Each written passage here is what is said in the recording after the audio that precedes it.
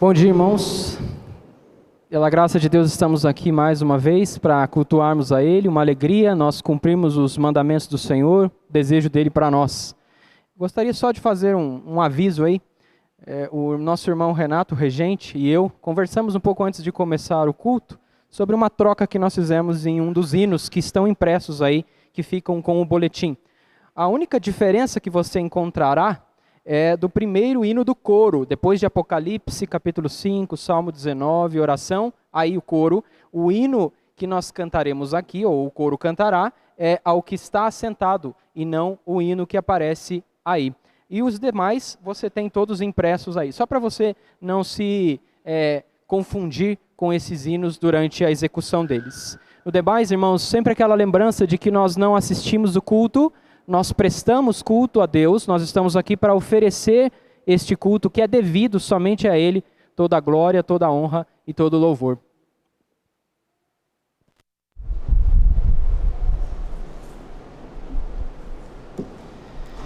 De acordo com a liturgia, a primeira leitura bíblica se encontra, então, em Apocalipse, capítulo 5, do versículo 8 ao versículo 10.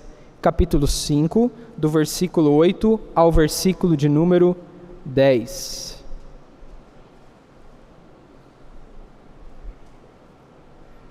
A palavra de Deus diz assim, Apocalipse 5, do 8 ao 10.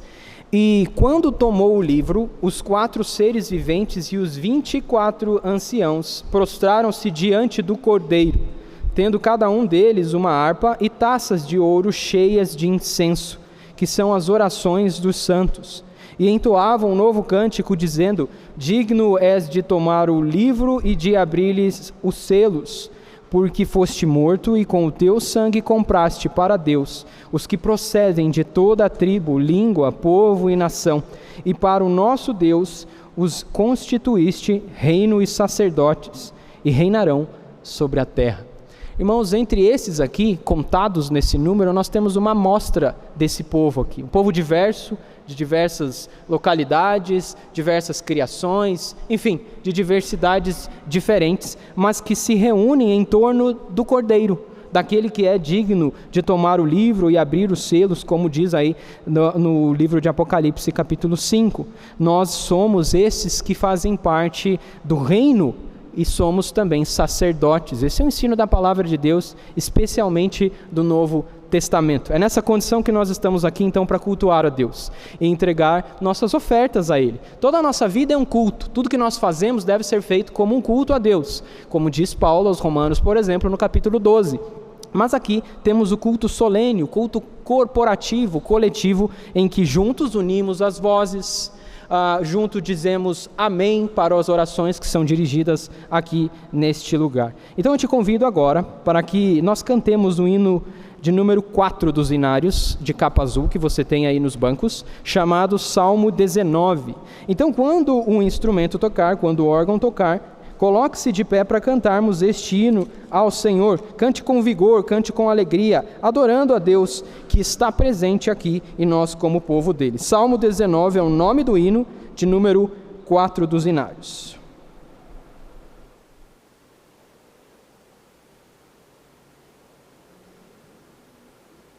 Esse é do nosso irmão Renato.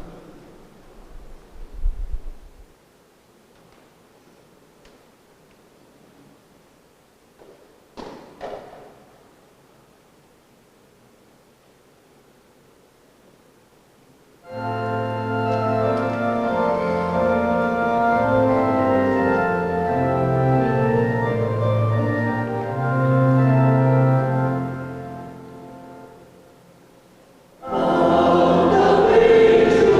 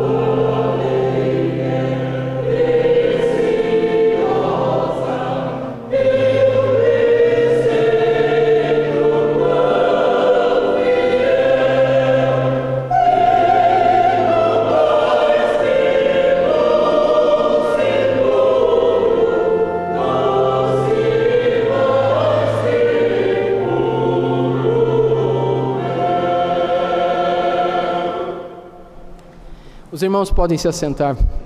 Vamos orar a Deus. Deus de graça e misericórdia, Deus Criador, Deus Todo-Poderoso, nosso Deus Providente, nós te rendemos graças, Senhor, porque o Senhor nos trouxe outra vez aqui para cumprirmos este privilégio, para desfrutarmos, Senhor, da Tua presença. Obrigado, Senhor, porque o Senhor tem cuidado de nós. Prova disso também é que nós estamos aqui bem, com saúde, buscando a Tua face, Senhor, e buscando da Tua mão aquilo de que nós precisamos. Por favor, olha para nós agora, então, com esse favor e misericórdia, e nos atinja, Senhor, com a ação do Teu Espírito através da Tua palavra em todo este culto. Ajuda-nos, Senhor, a ver mais da Tua glória, para que o culto que prestamos a Ti seja mais cheio ainda de conteúdo para rendermos e oferecermos a Ti. Nós não temos nada o que trazer de nós mesmos, das nossas próprias mãos, para oferecer a Ti. Tudo que nós oferecemos a Ti, primeiro veio da Tua mão, por isso nós Te devolvemos. E nós Te pedimos que o Senhor aceite este culto, Senhor. Nossas mãos são manchadas, nosso coração é impuro naturalmente. É por isso que nós não nos atrevemos a chegar diante da Tua presença cumprindo esse dever de cultuar com base nos nossos próprios méritos, que não temos. Ainda que nós reuníssemos nossas boas obras aqui, de nada valeriam diante da Tua presença, porque o Senhor as tem como impuras. Por isso nós apelamos à Tua aceitação, Senhor, em Tua presença, e a Tua bênção neste culto, enquanto estivermos aqui, por Cristo Jesus, pelos Seus méritos, pelas Suas feridas, pela Sua obra, pela Sua intercessão que continuamente faz por aqueles que pertencem a Ti. É em nome dEle, então, que nós pedimos, recebe nossa adoração, nosso culto, tudo o que aqui fizermos para a glória do Teu nome, em alegria e sinceridade de coração. Em Cristo. Amém.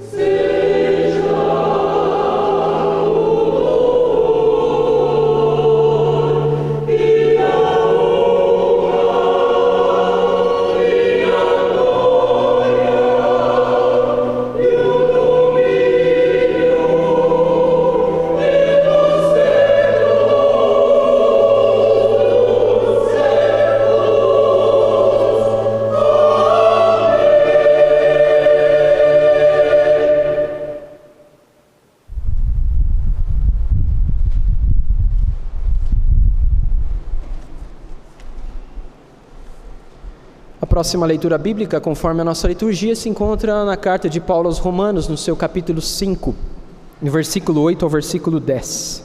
Romanos 5, do 8 ao 10.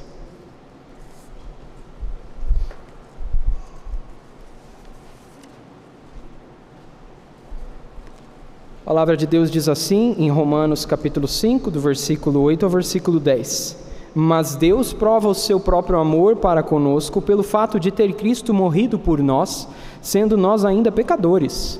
Logo, muito mais agora, sendo justificados pelo seu sangue, seremos por ele salvos da ira. Porque se nós, quando inimigos, fomos reconciliados com Deus mediante a morte do seu Filho, muito mais, estando já reconciliados, seremos salvos pela sua vida. Irmãos, nós temos vida em Cristo, nós temos o livramento da ira de Deus. Essa ira aqui é a ira de Deus por causa de Cristo Jesus. Mas isso não acontece apenas uma vez na nossa vida. O que o texto nos mostra é que essa sequência, essa continuidade da vida cristã, o Senhor continua a sustentar a obra que uma vez Ele começou e que é fiel para completar essa obra até o dia final. Razão pela qual, então, Paulo escreve que quando nós éramos inimigos, fomos reconciliados mediante Cristo, muito mais já estando reconciliados, seremos salvos pela sua vida. Essa é a nossa condição também. Nós não somos apenas criaturas, nós fomos adotados na família de Deus como seus filhos por causa de Cristo Jesus, de maneira que esse Pai não nos olha mais com uma ira que quer nos mandar para fora de casa. Ele nos perdoa. Ele já demonstrou isso quando ainda éramos inimigos e nem éramos amigos ou menos filhos. Essa é a condição desse povo que se reúne nesse lugar, redimidos. E a nossa oração, o nosso desejo é que o Senhor continue a nos sustentar cada vez mais e nos abençoar nesse caminho da vida cristã. E é por isso que eu te convido, então, como resposta a esse texto, que nós cantemos juntos, sob a regência do nosso irmão Renato. Desculpe, meu irmão Renato, eu esqueço disso. Na congregação a gente não tem um regente, então eu nem sempre anuncio nada do tipo.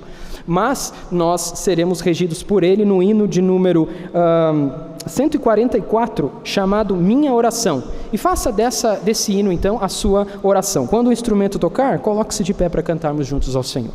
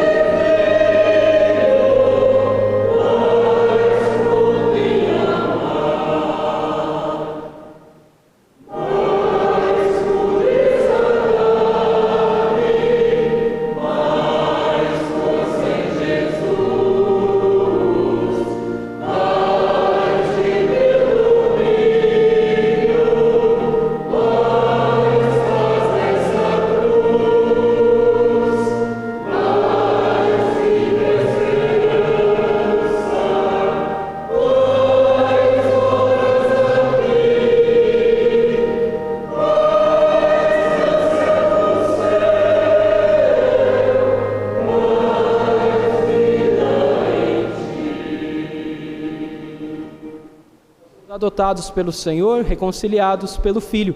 Então eu te convido a unirmos nossas vozes e fazermos a oração que Jesus nos ensinou, que nos ensina e nos faz chamar Deus de Pai. Oremos juntos. Pai nosso que estás nos céus, santificado seja o teu nome. Venha o teu reino, seja feita a tua vontade, assim na terra como no céu.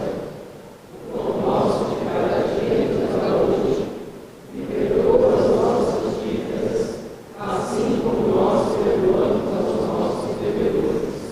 E não nos deixes cair em tentação, mas livra-nos do mal, pois teu é o reino, o poder e a glória para sempre.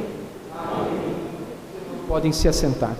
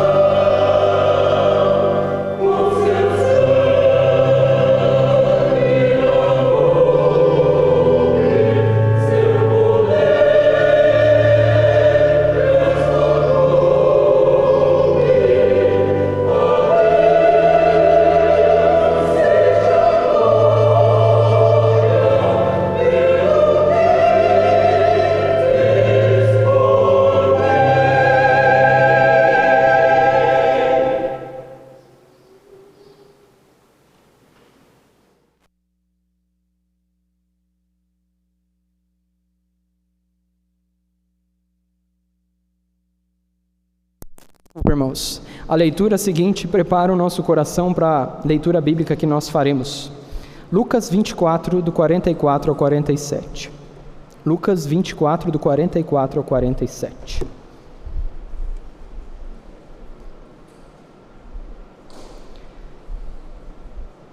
Diz assim a palavra de Deus: A seguir, Jesus lhes disse: São estas as palavras que eu vos falei, estando ainda convosco. Importava se cumprisse tudo o que de mim está escrito na lei de Moisés, nos profetas e nos salmos. Então lhes abriu o entendimento para compreenderem as Escrituras. E lhes disse: Assim está escrito que o Cristo havia de padecer e ressuscitar dentre os mortos no terceiro dia, e que em seu nome se pregasse arrependimento para a remissão de pecados a todas as nações, começando de Jerusalém.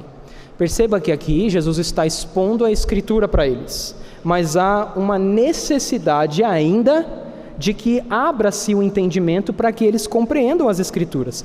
Apesar de as Escrituras estarem acessíveis a nós, nós podemos entender as questões de interpretação de texto básicas ali, gramáticas e tudo mais, o conhecimento salvador que atinge o nosso coração e que por conseguinte nos leva à obediência, isso só pode ser feito pela ação do Espírito Santo. Não só ensinando, como garantindo que nós sejamos levados a cumprir a vontade de Deus.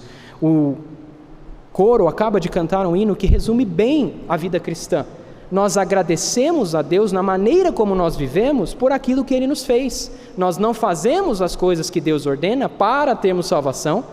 Ao contrário, nós fazemos aquilo que o Senhor deseja e quer de nós como uma expressão de amor e gratidão por aquilo que Ele fez por nós. Por isso, quando nós cantarmos o hino seguinte, lembre-se dessa verdade, dessa disposição de obedecer como uma gratidão que você faz a Deus, a partir daquilo que você aprender do sermão nesta manhã ou em outros momentos também.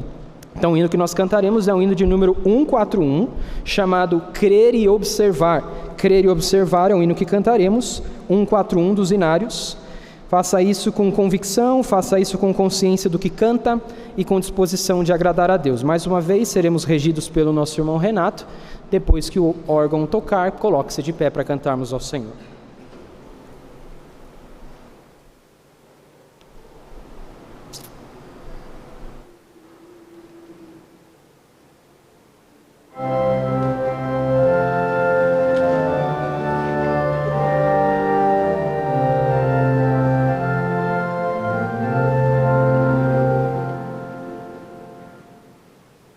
Jesus,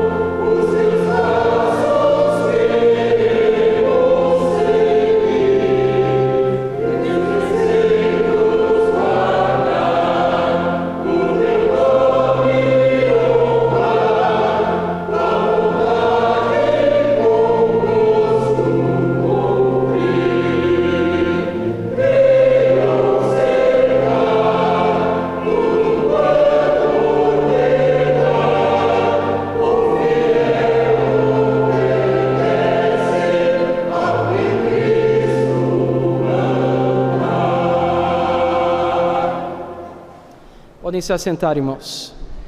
Vamos à palavra de Deus para o sermão desta manhã, que se encontra no livro de Gênesis, no capítulo 29. Gênesis 29.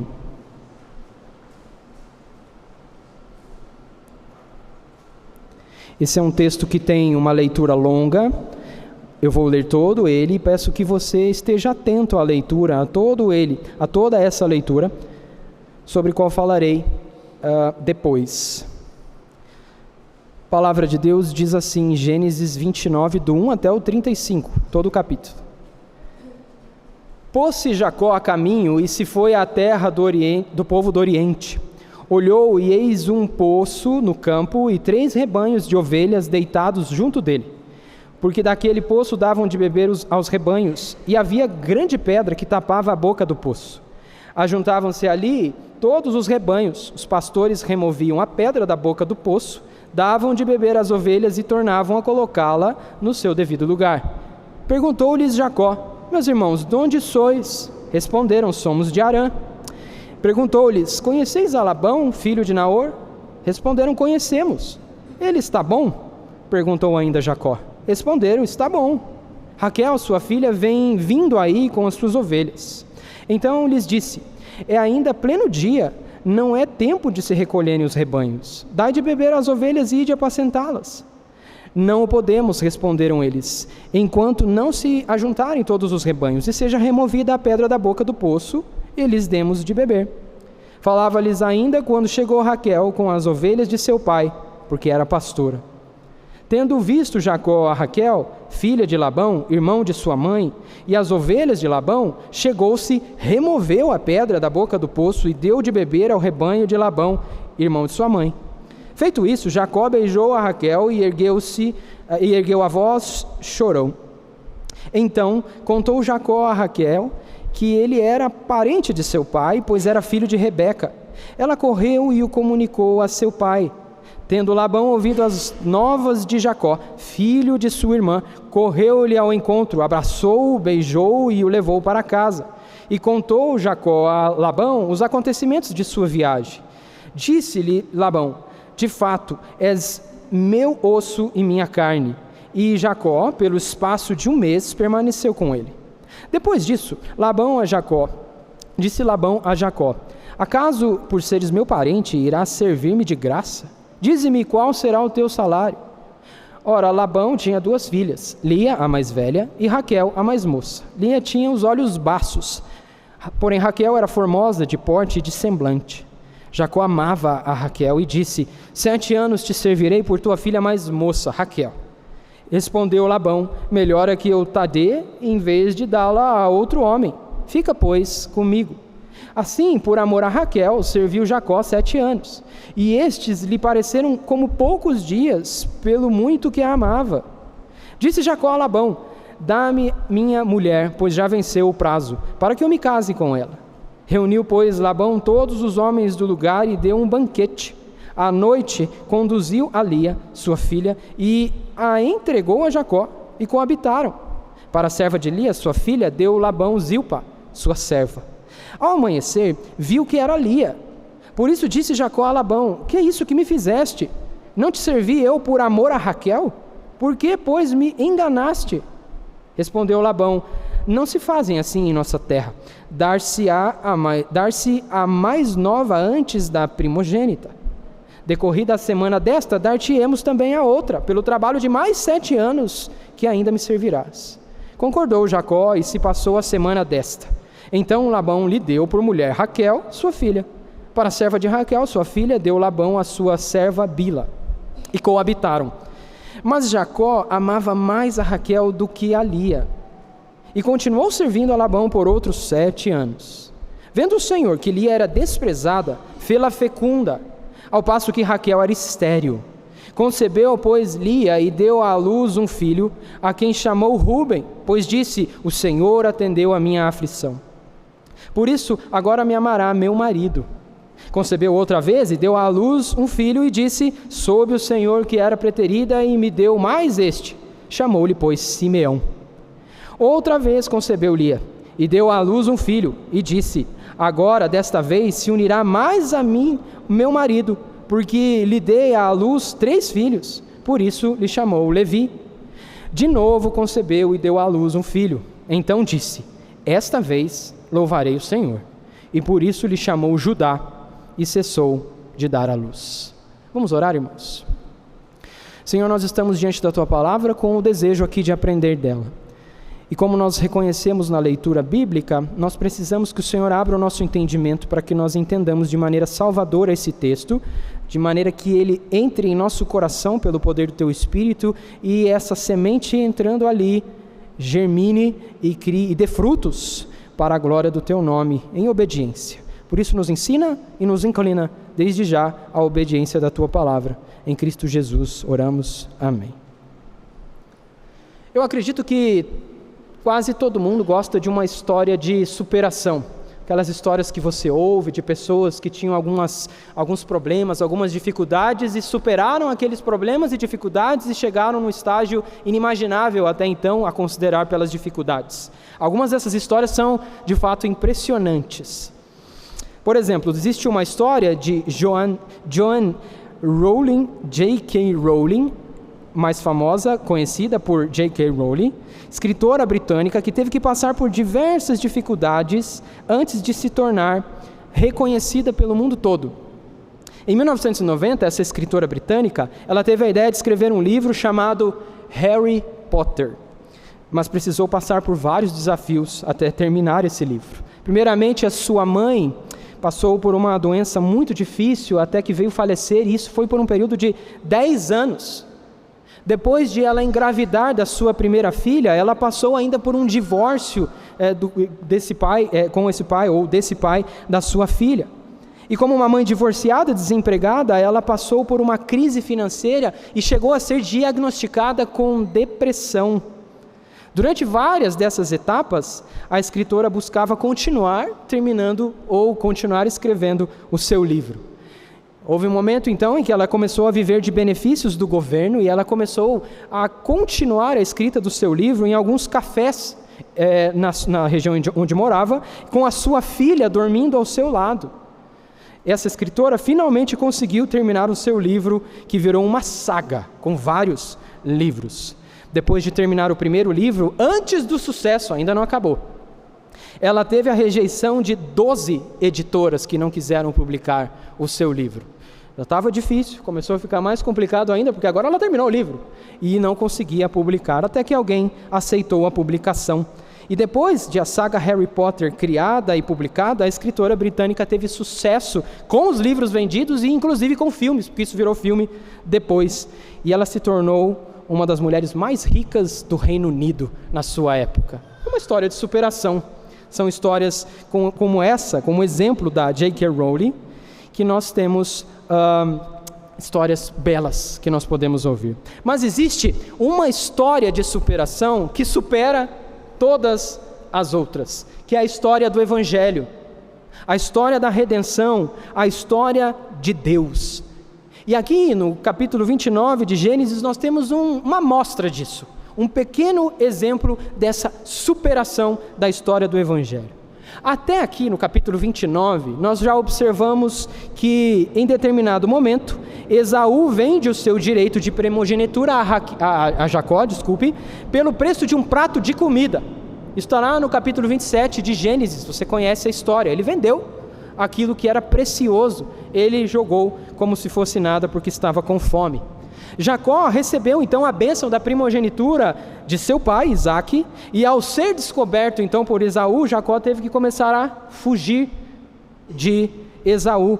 E ele foi aconselhado por sua mãe, inclusive, a Rebeca, a que fizesse isso. E para não revelar a tramóia, Rebeca diz a Isaque que praticamente perderia a vida se Jacó continuasse ali e se casasse com uma das mulheres hititas, dos filhos de Et. Diante disso, Isaac então chama Jacó e o envia a Padã Arã, é uma localidade, lugar onde morava Labão. Labão já passou aqui pelas nossas histórias, porque nós já vimos trechos em que falam sobre ele. Para que dali, daquela região e da família de Labão, Jacó pudesse ter uma esposa, pudesse se casar com alguém dali. E no caminho até Padã-Arã, nós vemos que Jacó sai com uma mão na frente e outra atrás, ele não tem nada, ele está em fuga, a ponto de ele ter de usar uma pedra como travesseiro, e ele dorme, então, em determinado trecho do caminho, e ali ele tem um sonho. E nesse sonho ele via uma escada cujo topo atingia o céu, e nessa escada subiam e desciam vários anjos. E nesse sonho, ali no caminho até Padã-Arã, nós vemos que Deus aparece a Jacó e lhe faz promessas de terra, de descendência e também de proteção por onde quer que ele fosse. Essas são as promessas que Deus reafirma ao descendente de Abraão, coisas que já tinha falado também a Abraão e a Isaac. E é essa promessa de proteção, por exemplo, que Deus faz a Jacó no caminho até Padã-Arã, que se confirma de modo bem rápido aqui na narrativa de Gênesis, porque o capítulo 29 mostra também essas verdades, o cumprimento da promessa de proteção que Deus tinha feito a Jacó. Nós observamos aqui no capítulo 29, então, a história de Jacó e Labão, e que acabou resultando, como nós vimos ali na leitura, no casamento de Jacó com Lia e com Raquel. Mas qual é o objetivo desse sermão? O objetivo desse sermão, irmãos, preste atenção, é garantir a você que o nosso Deus soberano, ele cumpre promessas até mesmo por meio da astúcia e pecado dos homens. É garantir a você que o nosso Deus soberano cumpre promessas até mesmo, e não apesar, mas até mesmo por meio da astúcia e do pecado humanos. Eu quero ver isso com vocês em duas partes, do versículo 1 ao versículo 14, é a primeira parte, onde nós vemos Deus começando a cumprir as promessas que fez, especialmente ali a Jacó, já que o contexto está muito próximo.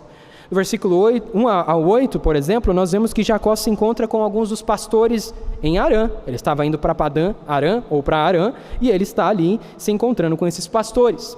Agora, a semelhança do servo de seu avô, Abraão, nós temos aqui que Jacó se pôs a viajar em direção à terra do povo do Oriente, até seu tio Labão, irmão de Rebeca, sua mãe.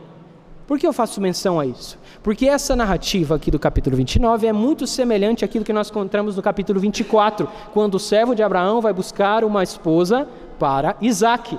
Então, há semelhanças, ainda que haja diferenças bem marcantes aqui, em relação ao servo de Abraão. A primeira coisa que Jacó encontra, então, é um poço com 3 rebanhos ao redor desse poço, rebanhos de ovelhas, esperando para beberem água. Isso é o que mostra o versículo 2. Aquele poço, como era comum naqueles dias, tinha uma grande pedra que cobria a boca do poço. E não era uma pedra qualquer, ela era bem pesada. Você precisaria de uns 3 ou 4 homens para remover essa pedra. Uma das razões também pelas quais você não se adiantava aos outros que estavam chegando é para que houvesse ali a certeza de todos os rebanhos que cada um pegou a quantidade que era devido. Então não passa a perna em ninguém, deixa tudo às claras. Mas também, claro, tem a questão do peso da pedra. Sem ainda saber onde estava, e lembre-se que Jacó está indo para Padã-Arã, mas ele não sabe que está lá. Jacó pergunta aos pastores, que ele chama de irmãos por causa dessa semelhança de profissão, pergunta de onde eles eram e o que eles estavam fazendo ali, nesse caso. Eles dizem que eles são de Arã. Então Jacó reconhece, cheguei onde eu estava querendo chegar. Ele foi guiado ali pela providência de Deus, irmãos. Jacó pergunta se eles conhecem, inclusive, Labão. Bom, se já são de Arã, então vocês conhecem Labão, eu estou procurando Labão. E os pastores dizem que de fato o conhecem. E ele pergunta se ele está bom. Uma linguagem que é diferente, né? Você geralmente pergunta se está bem, vai tudo bem com ele. Mas esse está bom pode ser traduzido como ele está em paz. Porque era muito comum que as tribos, os clãs que viviam nas regiões lá, eles estivessem em guerra e muitas vezes. Então estar em paz era algo desejável mais do que tudo. E aí perguntar se ele está bem, se está tudo bem, está tudo tranquilo, está em paz, era uma informação importante. Eu não vou lá me meter com ele se ele está em guerra agora, pelo menos não agora. E eles dizem que de fato ele está bom ou está em paz. E eles dizem que inclusive Raquel, filha de Labão, estava para chegar ali, para também dar água para o rebanho que ela trazia. E antes que Raquel chegasse, Jacó então quer saber por que os pastores não removeram ainda a pedra, já que eles podiam fazer isso para dar de beber às ovelhas. E a razão é que todos os rebanhos deviam chegar ao poço para que a pedra então fosse removida. E como Raquel era pastora, também deveriam esperá-lo. Um adendo aqui, bem rapidinho. Pastor aqui é pastor de rebanho mesmo, de gado, de ovelha, não é pastor de igreja, tá? Pastora de igreja. A Bíblia não ensina esse tipo de coisa. Pastor aqui é pastora de rebanhos, que fique isso bem claro. E então nós vemos do versículo 9 ao versículo 12, que Jacó então se encontra com a sua prima Raquel, filha de Labão. E ao avistar Raquel vindo com o rebanho de Labão, Jacó, sozinho, pega aquela pedra e remove, um feito extraordinário de força. Afinal de contas, eram preciso 3 ou 4 homens para remover aquela pedra, e ele vê ela chegando e remove. Talvez não soubesse do peso da pedra, e para ele estava tranquilo, um homem trabalhador, acostumado com a lida pastoril também, talvez para ele foi tranquilo. Mas o caso é que ele remove essa pedra sozinho. Não sabemos se ele estava tentando se mostrar para Raquel que estava chegando ali. Isso é especulação, não podemos afirmar essas coisas. E depois disso, Jacó então cumprimenta a sua prima com um beijo. E não é um beijo romântico, tá? É um beijo de costumes antigos, em que você beijava. Tanto que depois Labão e Jacó também se beijam, e não é nesse mesmo, ou é desse mesmo teor. E depois de remover a pedra com muita força, ele beija sua prima e chora. Ele chora copiosamente, provavelmente aliviado de ter chegado onde ele precisava chegar, guiado pela providência, pela mão de Deus. E depois de chorar, Jacó então conta a Raquel que ele era parente dela, um filho de Rebeca, o que Raquel rapidamente sai correndo e vai contar para Labão, o seu pai. E do versículo 13 ao versículo 14, Jacó é visto então em seguida se encontrando com Labão, pai de Raquel. Esse é o ponto que nós vemos do 13 e 14. Tendo sabido que um dos seus parentes, ou dos parentes de Rebeca, filho de Rebeca, sua irmã, estava por ali, Labão cresceu o olho. Da outra vez que veio alguém de lá, era endinheirado o rapaz. Então está vindo mais um. Ele cresce o olho imediatamente e vai ao encontro de Jacó rapidamente e o saúda, como nós vemos no versículo 13. Provavelmente, a julgar até aqui, pelo caráter de Labão, ganancioso como era, Labão tinha altas expectativas financeiras quanto a Jacó. É muito possível que ele tenha havido nesse gás, nesse entusiasmo. E depois de contar a Labão Jacó contar a Labão sobre os acontecimentos da sua viagem e as coisas, Labão começou a perceber que esse cara saiu com uma mão na frente e outra atrás mesmo, e ele era o sobrinho pobre que estava visitando o titio naquele momento. Não teve tanto entusiasmo assim. Depois desse encontro, Jacó então passa um mês na casa de Labão, tempo suficiente para que Labão tivesse oportunidade para saber que poderia se confiar nele e que também poderia lucrar com ele. Olhou com um cifrão, né? Não tem, mas pode render. Não tem, mas pode acontecer. Então até aqui, nós percebemos que a providência divina guiou Jacó de modo certeiro à região de Padã Arã, que era onde ele pretendia chegar. Orientado por seu pai Isaque, como nós vimos, ou já lembrei anteriormente. Deus os estava cuidando, Deus estava protegendo Jacó, como ele prometeu que faria, e ele fez essa promessa em sonho durante a viagem de Jacó. E estando à procura de Labão, Deus fez com que Jacó o encontrasse em paz. Ele podia ter encontrado em guerra, não é? Mas a providência de Deus organizou, como faz sempre, organiza todas as coisas. Mas a seguir nós vemos que Labão, por ganância, você já sabe aqui, foi adiantado disso, vê uma oportunidade de lucrar com a presença de Jacó, trabalhador, homem forte, já deu esse indício também, talvez Raquel até contou para ele do que ele fez, e agora sabe que pode tirar proveito. Ainda assim, mesmo com a astúcia de Labão, tudo corre conforme a vontade de Deus para o cumprimento das promessas de Deus a Jacó. E a segunda parte do texto, que vai do versículo 15 até o 35, nós vemos que Deus supera a astúcia dos homens para cumprir as suas promessas. Jacó, nós vemos ali do versículo 15 ao 20, serve Labão por 7 anos por causa de Raquel. por amor a Raquel, como ele disse. Passado aquele primeiro mês, então, na casa do tio Labão, Jacó recebe a proposta de trabalho remunerado e ainda diz: faça teu salário. Diz aí qual que vai ser o teu salário. Moisés comenta no versículo 16 e 17 que Labão tinha 2 filhas, Lia, a mais velha, que o texto diz que elas tinham olhos baços. É uma tradução difícil, não é fácil de tentar entender o que estava querendo dizer aqui, mas aparentemente ela não tinha um olhar assim tão encantador, que pudesse chamar a atenção. E tinha também uma filha, Raquel, que era mais nova, e aí sim está escrito no texto, que ela era formosa de porte e de semblante. Nós não temos muitos indícios de como era o molde ou o padrão de beleza daqueles dias, e também nem é uma preocupação nossa, mas o texto está dizendo que assim era. A proposta de trabalho que Jacó oferece a Labão é uma espécie de contrato de 7 anos, tendo Raquel como a recompensa. Ele trabalharia por amor, não perca isso, porque Jacó estava apaixonado. O rapaz apaixonado falou: 7 anos, tranquilo, vale até mais. No caso, valeu até 14, né? Mas vale, ele pensou que vale. Labão consentiu a essa proposta e ainda justificou, dizendo que era melhor fazer com que ela casasse então com Jacó do que dar a outro qualquer homem. Então, o versículo 20 nos mostra que Jacó trabalhou 7 anos por Raquel, mas 7 anos que lhe pareceram poucos dias, de tanto que ele amava essa mulher. Era paixão demais.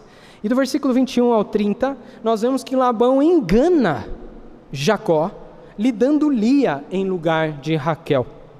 O texto nos mostra que ao final dos 7 anos trabalhados por Jacó, por Raquel, Jacó pediu que Labão então lhe desse Raquel para que ele se casasse, enfim. E o versículo 22 nos mostra que Labão prepara uma festa de casamento provavelmente regada a muito vinho. É o que parece ser o entendimento daquele trecho dizendo: dê um banquete. Havia muita bebida ali, provavelmente. Acabou a festa. Labão entregou Lia a Jacó. E Jacó só percebeu no dia seguinte, afinal de contas, não tinha eletricidade, apesar que você tinha um método antigo, por meio do fogo, para você ter luz. Ela estava com um véu, como era costume, e Jacó estava provavelmente mais para lá do que para cá. Então parece que tudo meio que cooperava para aquela situação, e Labão falou: mamão com açúcar, certo? E de fato acontece isso.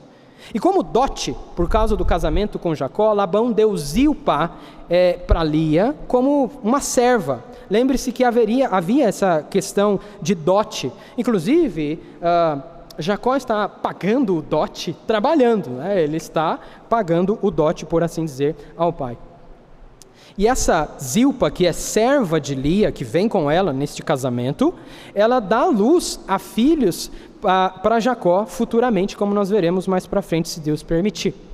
E depois de acordar, Jacó olha para o lado e descobre que quem está ali era Lia, e ele foi enganado por Labão. A resposta de Labão foi mais furtiva. Se você olhar o versículo 26, ele alega que o que ele fez tem como base um costume da localidade, como se isso justificasse o que ele fez, né? Ele podia ter falado isso antes, no início lá do contrato, que o combinado não custa caro, afinal de contas. Mas não.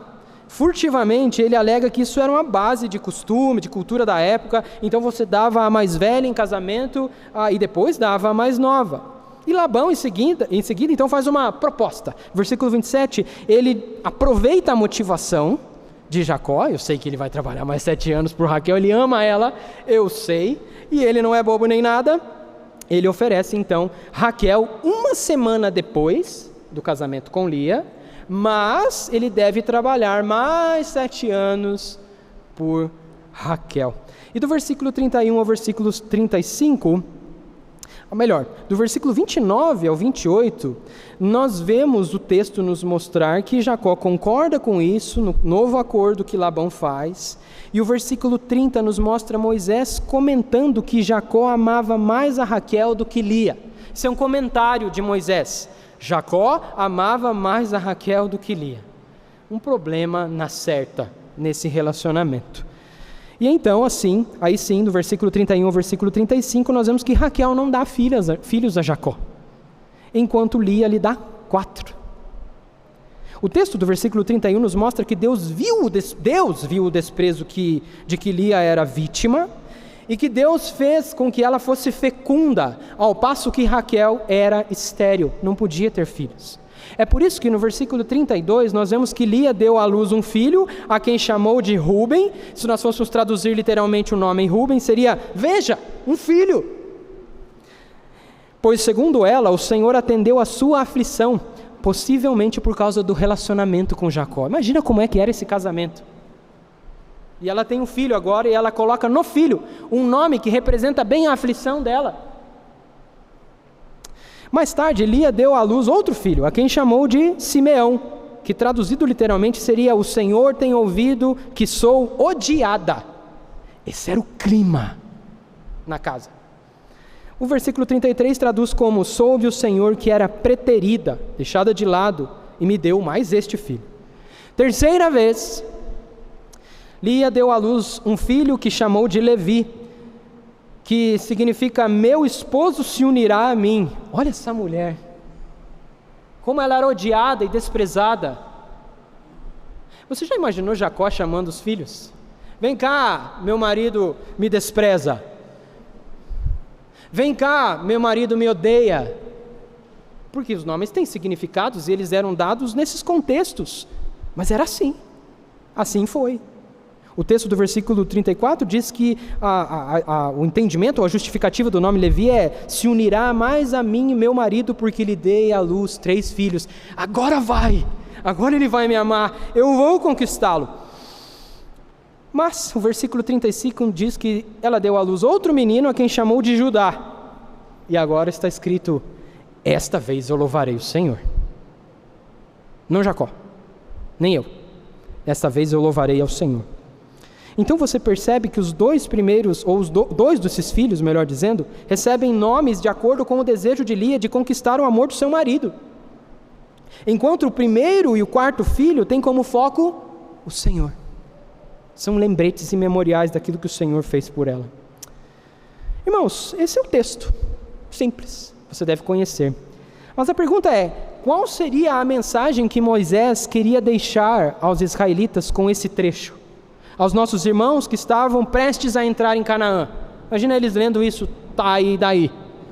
Essa é a pergunta. Qual a mensagem que Moisés quer deixar para eles e, claro, para nós também? Porque é a partir disso, ou a partir do entendimento do que Moisés queria comunicar por meio desse trecho, que nós sabemos aquilo que nós precisamos saber para a nossa peregrinação até a Nova Canaã. Porque nós também estamos indo para uma Canaã, a Nova Canaã, novo céu e nova terra. Será que Moisés queria mostrar que Deus às vezes disciplina seu povo, o fazendo sofrer dos mesmos males que eles produziram antes? Tipo um engano. Lembre-se, Jacó enganou. O nome dele era enganador. E agora ele foi enganado. Será que Deus está mostrando que o que vai e volta? Será? Ou será que Moisés queria que o povo de Deus aprendesse que nós sofremos por pecados não resolvidos? Jacó, você está sofrendo isso porque você não resolveu seus problemas lá com o seu irmão. Aí está voltando tudo. Será que é isso que Moisés está tentando ensinar? Ou ainda, será que Moisés queria que o povo de Deus aprendesse sobre os problemas gerados por famílias disfuncionais? Uma coisa bem moderna, né? Provavelmente Moisés não usasse uma palavra dessas para esse tipo de coisa. Agora, veja, irmãos, embora nenhuma dessas conclusões seja imprópria, antibíblica, elas não são o ponto da narrativa. Qual é então o ensino que Moisés queria dar ao povo de Deus? A resposta é que Deus inspirou Moisés para escrever esse trecho, a fim de garantir ao povo de Deus que o nosso Deus é soberano e cumpre as suas promessas, até mesmo por meio da astúcia humana. Você sabe, irmãos, é um fato que nós sofremos constante desânimo na nossa vida cristã. É até estranho se você, como cristão, não sofre esses desânimos tentando seguir ao Senhor e buscando fazer a sua vontade. Nós sofremos, melhor dizendo, afrontas, perseguição, sofremos por ciladas que esse mundo pecador possa fazer, desprezo. Os crentes, deixa para lá, deixa eles lá. Assim, Da mesma forma que Jacó recebeu promessas de Deus, irmãos, nós também fomos alvos dessa promessa de Deus a Abraão, Isaque e Jacó, por meio de Cristo. Esse é o argumento de Paulo lá em Gálatas capítulo 3, dizendo que nós estando em Cristo, resumindo, o resumo da ópera, em Cristo nós acessamos as promessas que foram feitas ao descendente, que é Cristo, e porque estamos em Cristo nós somos alvos das mesmas promessas, não de uma terra na Palestina, por favor, e não de uma descendência em termos de nacionalidade, é muito mais do que isso. Aquilo era uma espécie de apontamento para aquilo que aconteceria, mas ainda assim nós somos alvos dessa promessa. Ainda assim, Deus nunca prometeu nem a Jacó e nem a nós, irmãos, que nós não enfrentaríamos dificuldades na vida cristã. Ele fez promessas, mas nunca prometeu: fica tranquilo, leve, sossegado, eu vou te proteger. Se falar, Deus nunca nos prometeu que até chegarmos à Nova Canaã, nós tivéssemos um trajeto leve e sossegado. A oposição à fé que nós professamos, inclusive nos nossos dias, há embates, há gente tentando tirar vantagem, há múltiplos interesses, não há mais muita confiança em que a gente possa ter por aí. A gente fica meio desconfiado. O brasileiro é bem desconfiado, né? Ele desconfia de tudo. Tudo. Isso mostra muito sobre como nós agimos uns com os outros. Mas o caso é, irmãos, que o Evangelho nunca está preso, ele nunca está falido, ele nunca é ineficaz.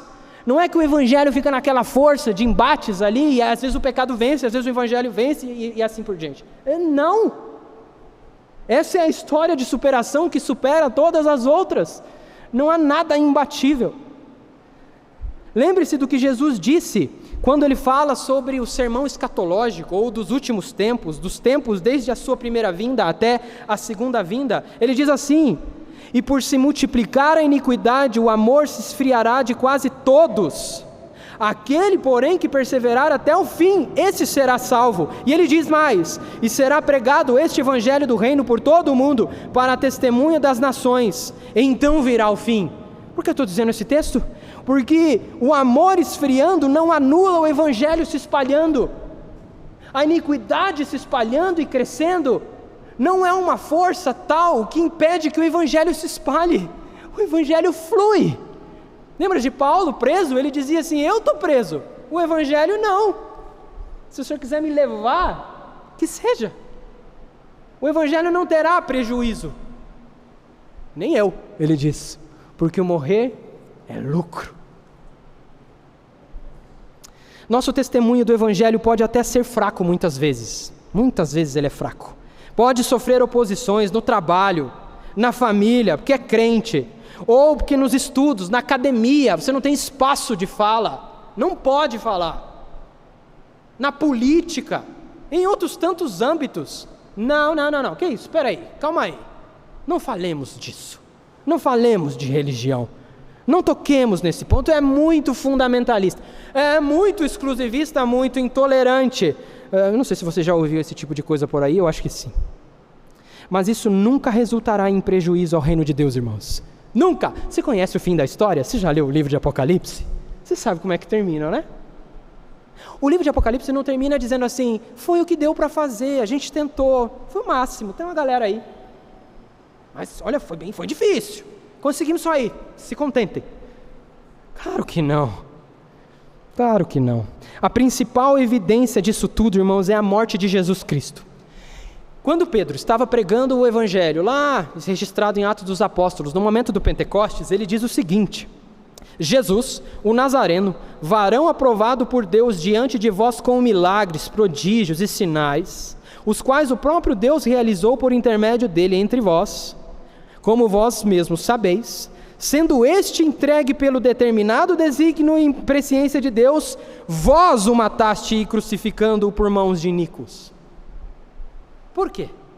Porque era plano de Deus que tudo conforme aconteceu com Jesus, as traições, as perseguições, os abandonos e tudo mais, acontecesse daquele jeito. Mas foram vocês, é obra, é mancha nas mãos de vocês, Pedro está dizendo. O que ele está dizendo é, tudo isso não arranhou a superfície do plano de Deus em cumprir a sua promessa, porque já estava tudo no plano. Então não foi apesar das dificuldades que vocês ofereceram para Cristo, foi por meio delas. Se é assim com Cristo, nós que somos seus seguidores, que não somos maiores do que o Mestre, por que a gente acha que seria diferente? Não foi diferente com Jacó, com Abraão, com outros tantos. Não é conosco. Mas a certeza é que o Evangelho sempre triunfa. E veja, a Bíblia, ela termina com promessas de descendência numerosa sendo evidenciadas pelas visões de João.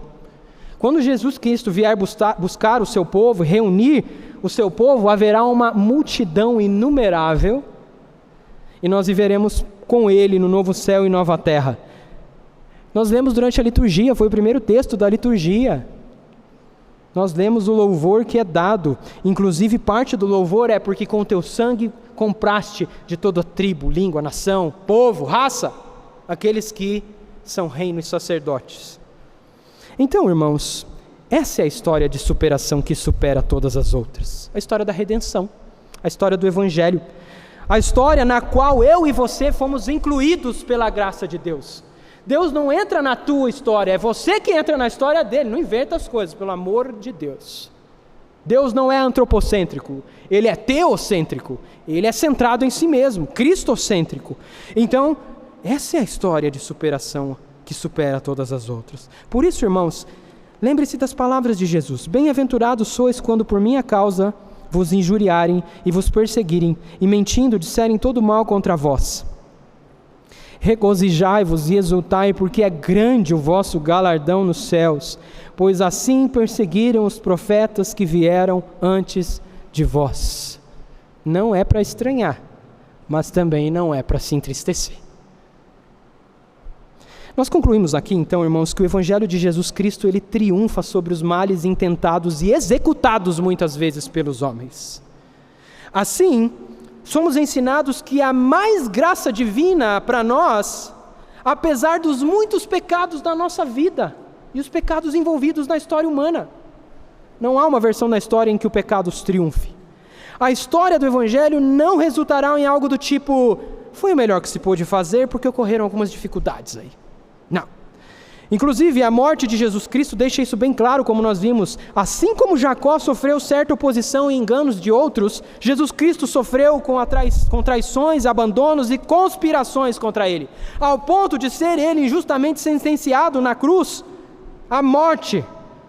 Porém, ainda que isso soasse como uma derrota para a promessa de Deus, foi por meio disso, usando essas coisas, que os planos de Deus se concretizaram e o triunfo da graça veio sobre nós. Portanto, aqueles que estão em Cristo podem até sofrer muita oposição, engano, astúcia dos homens, mas isso não está fora dos planos de Deus. Pelo contrário, e nem pode impedir que as promessas de Deus sejam cumpridas, a ponto de nós estarmos naquela multidão inumerável, no novo céu e nova terra, por toda a eternidade. Deus é soberano para cumprir as suas promessas, até mesmo por meio e não apesar da astúcia e engano de Satanás. E que assim Deus continue a nos abençoar.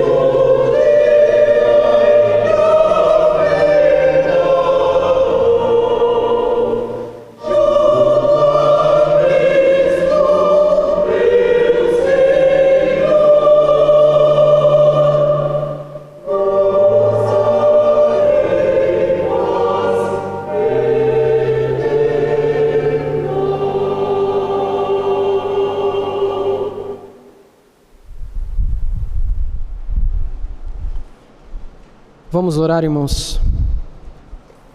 Senhor, como nós cantamos aqui, em Ti confiamos, e nas fraquezas o Senhor nos sustenta. Nós não receamos nem a morte, Pai, porque em Teus braços nós sempre estamos. Nós ansiamos, então, como cantamos também, com fervor pelo dia em que, afinal, nós, junto a Cristo, aos nossos irmãos, nós gozaremos de paz eternal. Cremos nisso. Até lá, Senhor, nos sustenta, então. Nos ajuda. Nos ajude a lembrar, Senhor, que o Teu Evangelho garante para nós o triunfo do próprio Evangelho. A Tua Palavra nos ensina isso. As Tuas promessas são sempre retificadas, são reafirmadas aqui e ali para o nosso benefício, Senhor. Ajude-nos a continuar nosso testemunho cristão onde quer que nós formos, de maneira fiel, sabendo, Pai, que o Teu Evangelho flui e corre livre, desimpedido, e nada pode abatê-lo, nada pode destruí-lo. Essa é a nossa certeza. Do contrário, nem estaríamos aqui perdendo o nosso tempo, porque seria perda de tempo, Pai. Nós estamos aqui reunidos em torno da Tua Palavra, e mais ainda da garantia que o Senhor nos dá em Tua Palavra, quando nos deu o Teu Filho, a Palavra encarnada. No nome de quem nós oramos, pedindo que o Senhor continue conosco, no decorrer desta semana, em cada lugar em que o Senhor nos colocar. Lembre-nos de que as dificuldades que enfrentemos, possivelmente, não são a última palavra, e nem determinantes, e nem impedem o Teu agir. Pelo contrário, o Senhor governa todas elas por Tua providência, para a Tua glória e para o nosso benefício. Nisto cremos, e assim oramos gratos a Ti, Senhor, em Cristo Jesus. Amém. E agora, irmãos, que a graça do Senhor Jesus Cristo e que o amor de Deus, o nosso Pai, o consolo, o guiar, o confortar do Espírito Santo seja com todos vós, sobre todo o povo de Deus, e não só aqui, nem só agora, mas todos os dias, até a consumação dos séculos. Amém.